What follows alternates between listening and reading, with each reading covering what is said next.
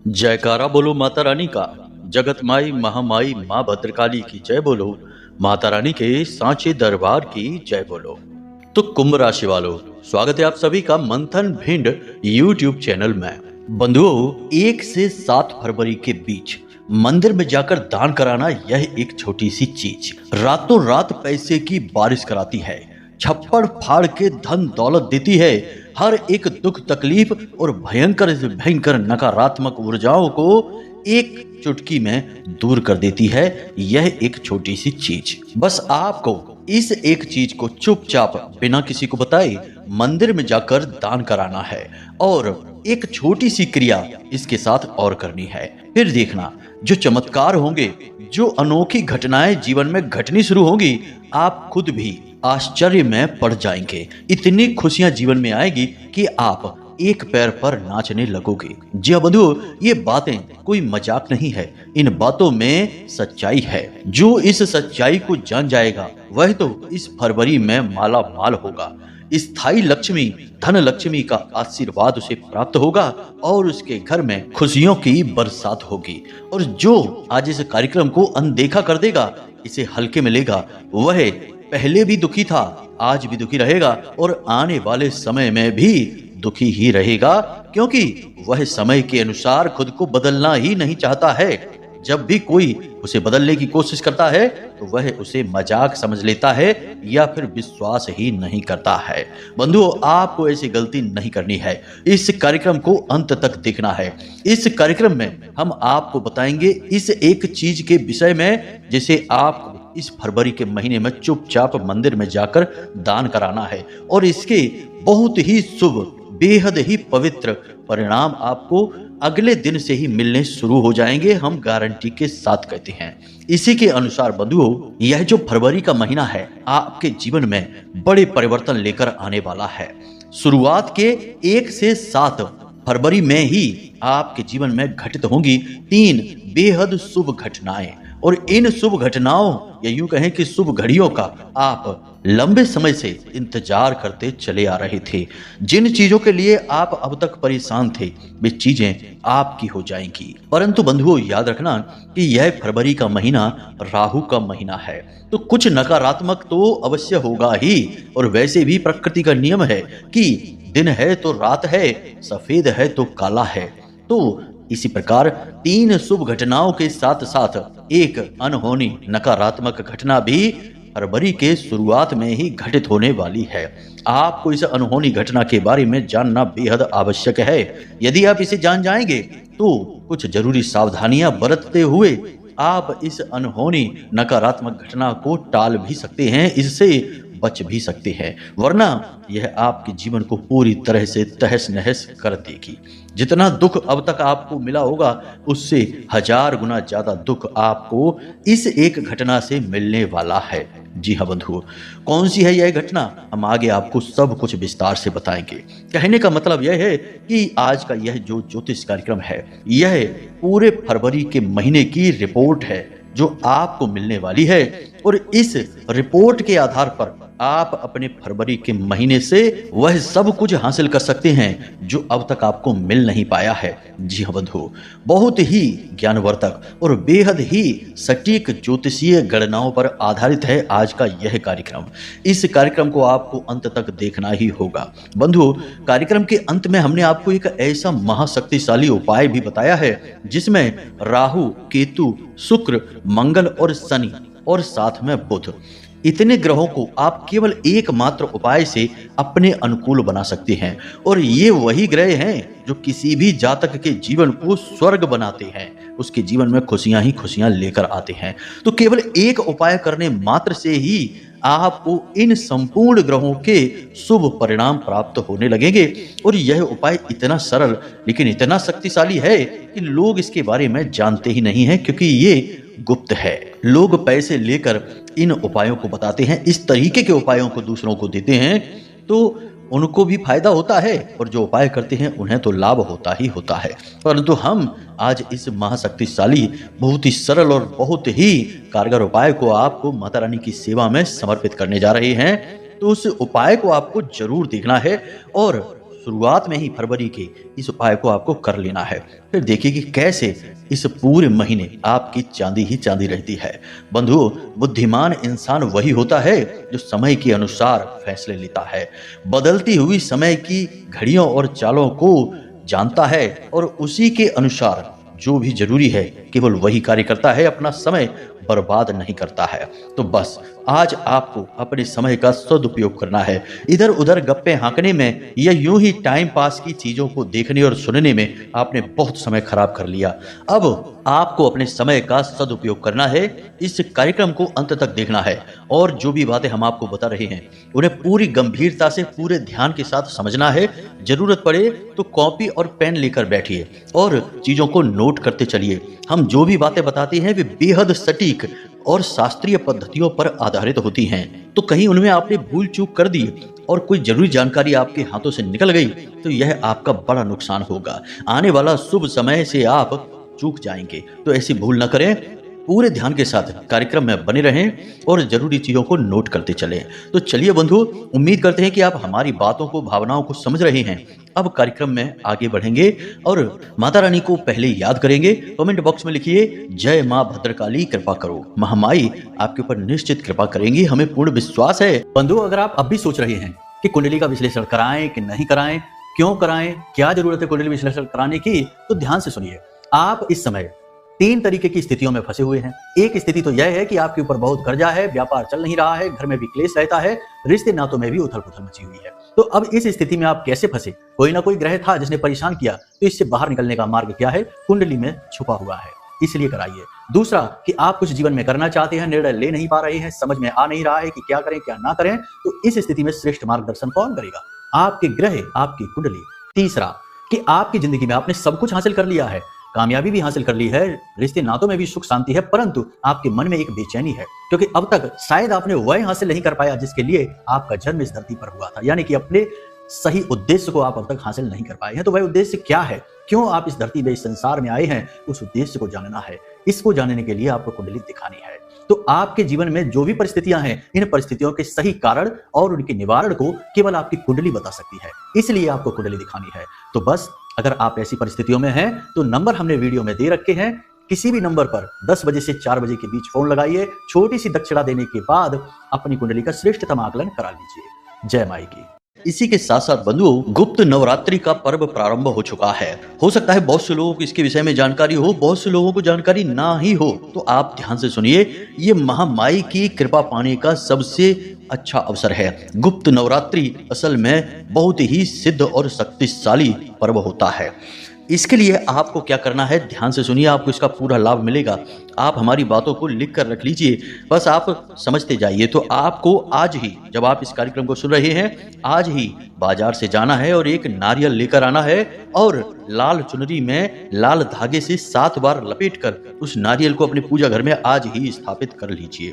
बेशक चाहे जितने भी दिन निकल गए हों नवरात्रि के, कोई चिंता की बात नहीं है। जितने भी दिन बचे हैं उन दिनों में महामाई की कृपा आपको प्राप्त हो जाएगी। जब आप नारियल को पूजा घर में स्थापित करें तो मन में ऐसा भाव रखें कि आप महामाई मां भद्रकाली को पूजा घर में स्थापित कर रही हैं। जी हाँ बंधुओं, इसी भाव के साथ इस नारियल को आज ही इसी वक्त बाजार से लाकर अपने पूजा घर में स्थापित कर लीजिए और प्रतिदिन महामाई मां भद्रकाली का स्वरूप मानकर इसका पूजन करिए। एक दीपक जलाइए गाय के घी का और लाल सिंदूर से इसका टीका करिए। इसे महामाई का प्रतीक मानिए। नवरात्रि समाप्त होने के बाद क्या करना है इस नारियल के साथ में, वह हम आपको आगे बताएंगे, परंतु अभी इस कार्य को जरूर कर लीजिए।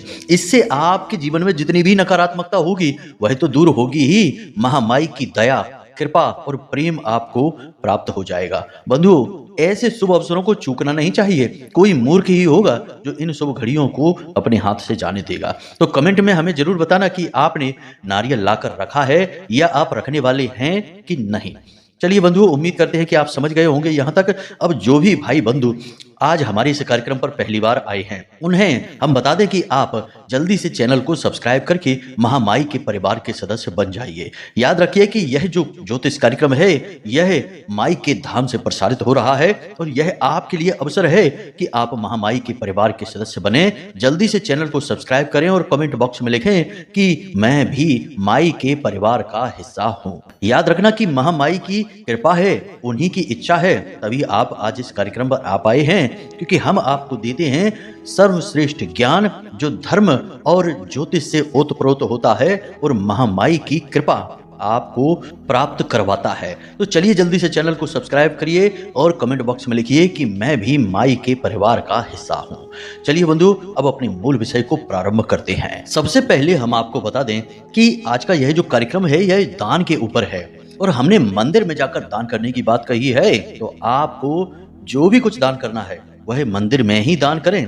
याद रखना कि दान धर्म से जुड़ा होता है और दान यदि मंदिर में या मंदिर प्रांगण में या धार्मिक स्थली पर ईश्वर के सानिध्य में किया जाता है तब ही उसका महत्व होता है।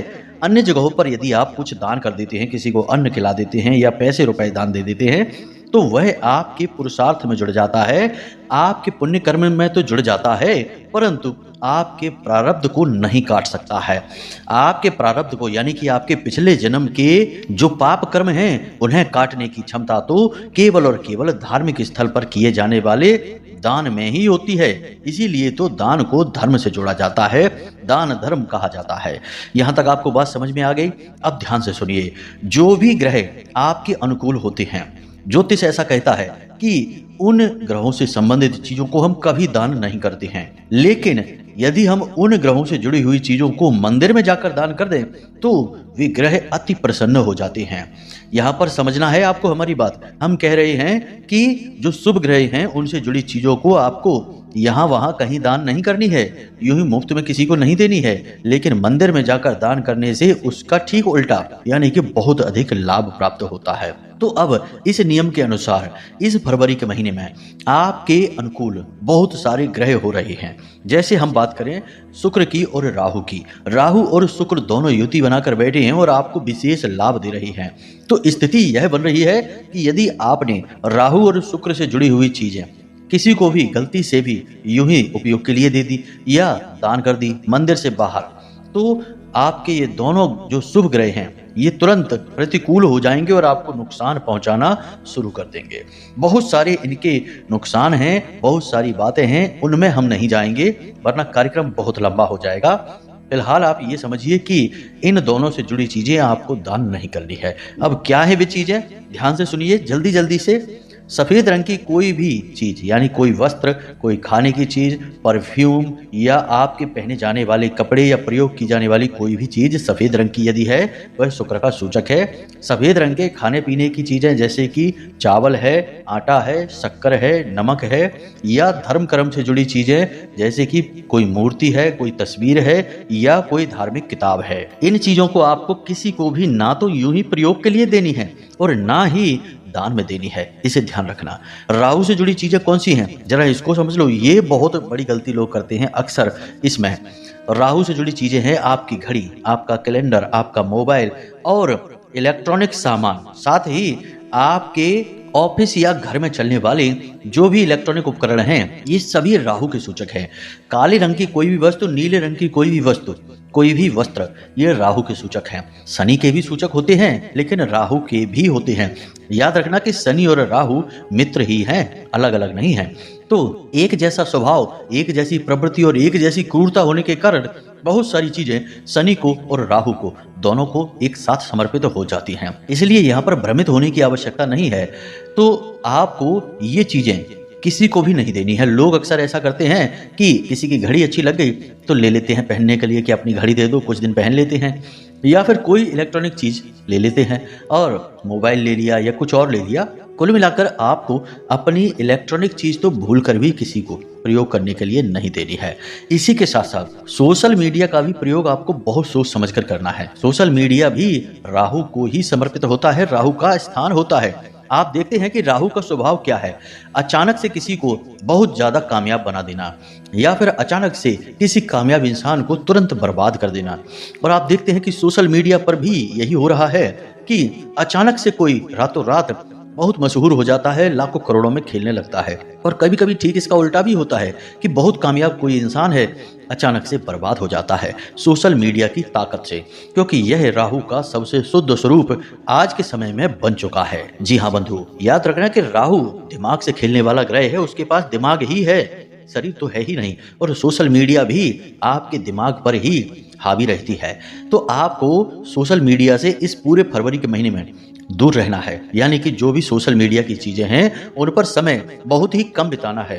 केवल समय अपना मूड फ्रेश करने के लिए बिताना है।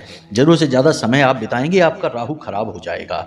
जी हाँ बंधु, इसी के साथ साथ अपनी व्यक्तिगत फोटो, अपने परिवार की हंसती मुस्कुराती या किसी विशेष अवसर की तस्वीरें और फोटोओं को आपको सोशल मीडिया पर इस महीने में अपलोड नहीं करनी है। ऐसा करते ही तुरंत आपका राहु नकारात्मक होने लगेगा, एक्टिव होने लगेगा। कई बार आपने यह बात नोटिस की होगी, नहीं की है तो हम आपको बता देते हैं, एक प्रयोग करके आप देख लीजिए कि यदि आप वैवाहिक बंधन में बंधे हैं तो पति पत्नी एक साथ हंसते मुस्कुराते की एक फोटो खींचिए और उसे किसी भी सोशल मीडिया पर अपलोड कर दीजिए और इंतजार करिए। 24 घंटे बीत नहीं पाएंगे, आप दोनों के बीच किसी बात को लेकर विवाद या झगड़ा हो जाएगा। कभी कभी बात छोटी मोटी, लेकिन कभी कभी बात बहुत अधिक बिगड़ जाएगी। बहुत सारे परिवार इसी चक्कर में टूट गए कि वे अपनी हर छोटी मोटी बात को सोशल मीडिया पर अपलोड करने लगे और उनका राहु एक्टिव हो गया तो पता चला कि भयंकर दुर्घटना हो गई या कोई बीमारी आ गई, या फिर इन दोनों में किसी बात को लेकर मनमुटाव और इतना क्लेश बढ़ गया कि बात अलगाव तक की आ गई, यानी अलग अलग रहने तक की आ गई, प्रेम ही समाप्त हो गया। राहु बहुत जल्दी एक्टिव होता है ऐसी स्थिति में। तो आपको क्या करना है, पर्सनल फोटो, तस्वीर, वीडियो जो आपके परिवार के और आपके साथ में हैं, इनको सोशल मीडिया पर नहीं डालना है। दूसरा, सोशल मीडिया पर ज्यादा समय खराब नहीं करना है, घड़ी देखकर चलना है। ज्यादा से ज्यादा 10-15 मिनट या आधा घंटा सोशल मीडिया पर देना है पूरे दिन का। इसी के साथ साथ बंधुओं, हम आपको एक बहुत ही शक्तिशाली उपाय, छोटा सा है लेकिन बहुत शक्तिशाली है, नुस्खा है, इसे हम आपको बता देते हैं। यह आपके घर की और आपके जीवन की संपूर्ण नकारात्मकता को मिटा डालेगा। अगले ही दिन से आपको इस उपाय का प्रभाव देखने को मिलेगा। तो ध्यान से सुनिए क्या करना है।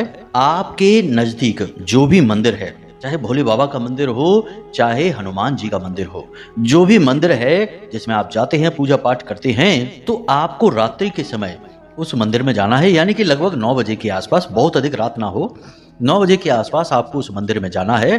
और उस मंदिर के जो हवन वेदी होती है, यदि कच्ची हवन वेदी है तो अति उत्तम है कि उस हवन वेदी के अंदर से थोड़ी सी मिट्टी, ध्यान से सुनना, थोड़ी सी मिट्टी आपको निकाल लेनी है।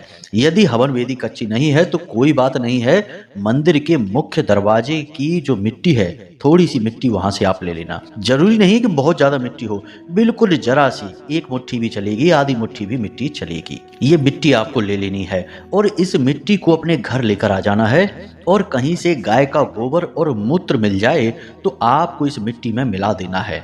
गाय का गोबर और गोमूत्र इस मिट्टी में मिला लेना है और इसे अपने घर के मुख्य दरवाजे के ठीक सामने लीपन कर देना है। जी हाँ बंधुओं, इसका लेप बनाकर लगा देना है मुख्य दरवाजे के सामने, बहुत दूर नहीं, ठीक अपनी देहरी के बगल से। और यह कार्य आप शुक्रवार के दिन करेंगे। तो आपको क्या करना है, पूरी विधि इसकी समझ लीजिए। बहुत ही शक्तिशाली उपाय है, इसके चमत्कार बहुत हमने देखे हैं, रातों रात जीवन बदलते देखा है। बहुत सारे ग्रहों की और दैवी शक्तियों की ऊर्जाएं आकर्षित होंगी आपकी ओर।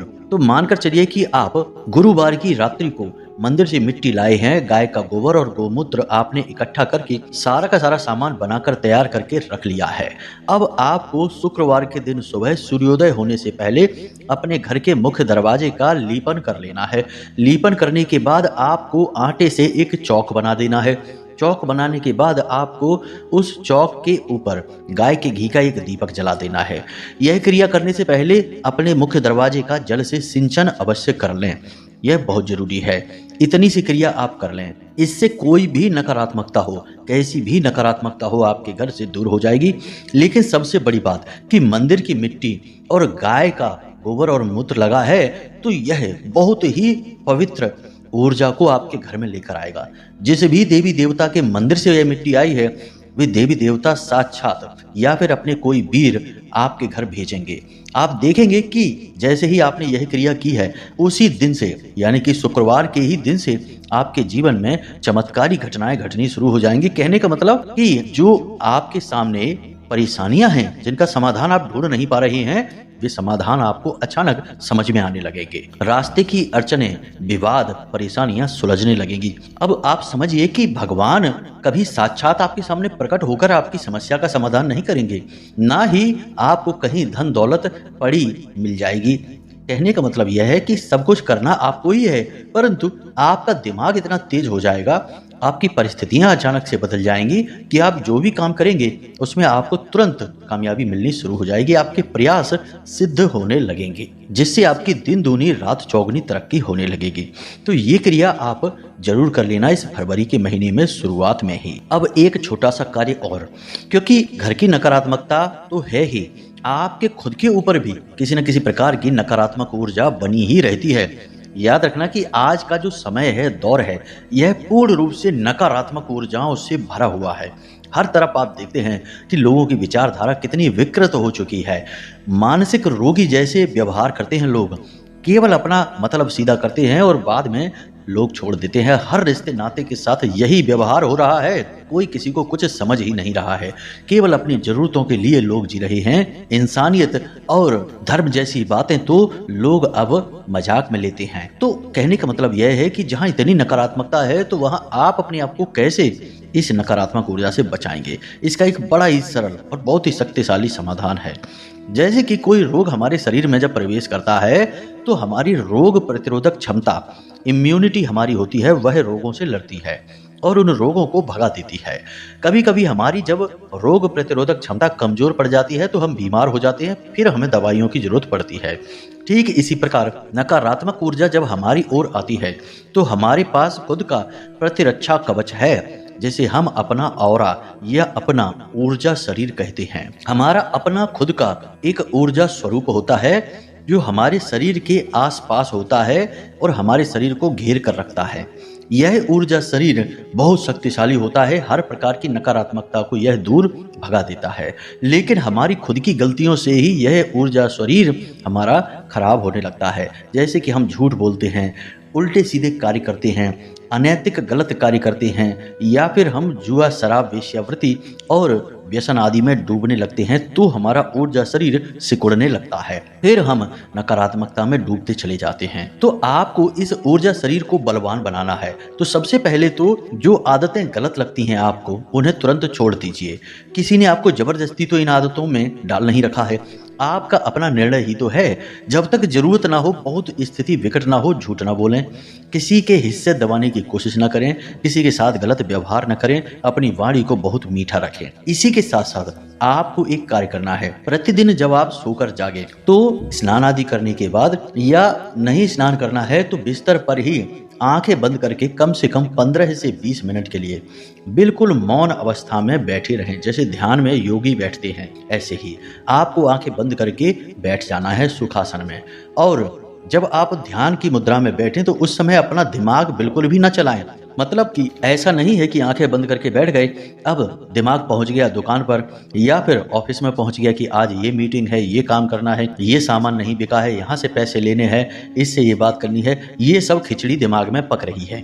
तब तो कोई फायदा नहीं है, फिर तो आप ये काम ना करिए। बेहतर यह है कि आप हर एक विचार को छोड़ते जाइए, मन में सोचते जाइए। विचार तो आएंगे, लेकिन आप यह कहकर छोड़ दीजिए कि बाद में देखेंगे, जो भी होगा बाद में देखेंगे, अभी चुपचाप बैठते हैं। तो 2-4 दिन आपको थोड़ी मेहनत लगेगी, लेकिन 2-4 दिन के बाद आपके मन में विचार आने अपने आप कम हो जाएंगे और एक समय आ जाएगा जब विचार आएंगे ही नहीं। आप जैसे ही आंख बंद करके बैठेंगे, आप तुरंत गहरे ध्यान में जाने लगेंगे। फिर आपका ध्यान का समय भी बढ़ने लगेगा, 15-20 मिनट से आधा घंटा तक हो जाएगा, 1 घंटे तक हो जाएगा। जैसे ही आप आधे घंटे के ध्यान तक पहुंचेंगे, 5-6-7 दिन के अभ्यास से ही आप एक नई ऊर्जा का संचार अपने अंदर महसूस करेंगे। बहुत ही गजब की शक्ति आपके अंदर प्रवाहित होने लगेगी और आपकी बात कोई काट नहीं पाएगा। आपकी आंखों में, आपके चेहरे पर इतना तेज आ जाएगा, क्योंकि आपने अपने ऊर्जा शरीर को बल दे दिया। और यही ऊर्जा शरीर आपके अंदर सकारात्मक ऊर्जा के प्रवाह को, या यूं कहें कि करंट को दौड़ा देगा और आप बहुत ही ज्यादा आत्मविश्वास से भर जाएंगे और फिर कोई भी नकारात्मक ऊर्जा आपका बाल भी बांका नहीं कर पाएगी। यह बहुत ही सरल लेकिन बहुत ही ताकतवर प्रयोग है। बाकी इधर उधर की उल्टी सीधी चीजें तो 50 तरीके की होती हैं, लेकिन वे कभी काम करती हैं कभी नहीं करती हैं। सबसे बेहतर तरीका यह है कि आप जो आपका अपना रक्षा कवच है उसी का प्रयोग करिए ना, बाद में इधर उधर की चीजों के बारे में सोचना जब उससे काम ना बने तब। यह तो बाहर की दवाई खाने जैसा है। उम्मीद करते हैं कि यहाँ तक आपको सारी बातें समझ में आई हैं। अब बात करते हैं मंदिर में जाकर दान करने वाली बात को। तो ध्यान से समझिए, आपको 4 नारियल लेने हैं और इन्हें आपको नीले धागे से लपेट लेना है। हर एक धागे की लंबाई आपकी लंबाई के बराबर होनी चाहिए और इन नारियल को आपको इस धागे से लपेटना है, यानी कि 4 नारियल को 4 धागों से लपेटेंगे। अब इसे एक थैली में रख लेना है। थैली भी नीले रंग की मिल जाए तो अति उत्तम होगा। इसके बाद आपको इस नारियल को यानी इस थैली को मंदिर में जाकर बस दान कर देना है। यूं ही पुजारी जी को दे देना है। उनको जो करना है वो उस नारियल के साथ उन नारियल के साथ करेंगे। जब आप मंदिर में इन नारियल से भरी हुई थैली को दान कर रहे हो, दे रहे हो, तो मन में इस मंत्र का जाप करते रहें, ओम राम राहवे नमः, ओम राम राहवे नमः। यह राहु का मंत्र है। इस मंत्र का उच्चारण करते रहें। हनुमान जी का मंदिर होगा तो अति उत्तम है। इसे दान करने के लिए किसी भी दिन विशेष की आवश्यकता नहीं है, परंतु यह रात्रि के समय आपको करना है, यानी 9 बजे 8 बजे के आसपास जब सूर्य डूब चुका होता है तब यह क्रिया आपको करनी है।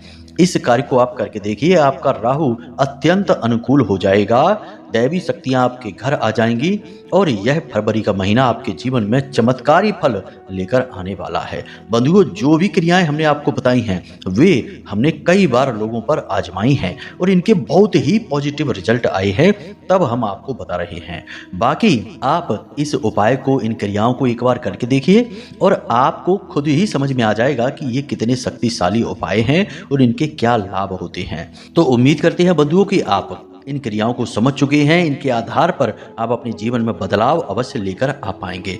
इसी के साथ साथ यदि कोई प्रश्न आपके मन में उठे या कुंडली विश्लेषण कराना हो तो वीडियो में हमने नंबर दे रखा है, इन नंबरों पर फोन करिए और सारी जानकारी प्राप्त कर लीजिए। तो चलिए बंधुओं, आज के इस कार्यक्रम को यहीं समाप्त करते हैं। हमेशा हंसते रहिए, मुस्कुराते रहिए, सकारात्मक रहिए और महामाई पर अपनी आस्था और विश्वास बनाकर रखिए, क्योंकि आपका उद्धार तो वहीं से होना है। प्रेम से बोलिए जय माई की, जय मां भद्रकाली। महामाई आपका कल्याण करेंगी। धन्यवाद।